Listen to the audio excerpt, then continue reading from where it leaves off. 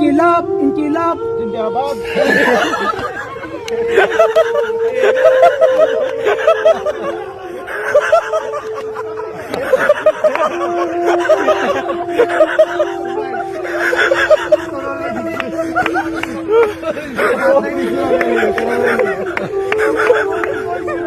যে ইশতেহারটা ইনশাআল্লাহ আমরা শাহবাগের মোড়ে বাধায় ঝুলে রাখবো, এবং আল্লাহ যদি আমাদেরকে সাহায্য করেন, মানুষ যদি ভালোবেসে আমাদেরকে সংসদে পাঠায়, এই ইশতেহারের কয়টা আমরা বাস্তবায়ন করতে পারলাম সেখানে আমরা টিক দিয়ে রাখবো।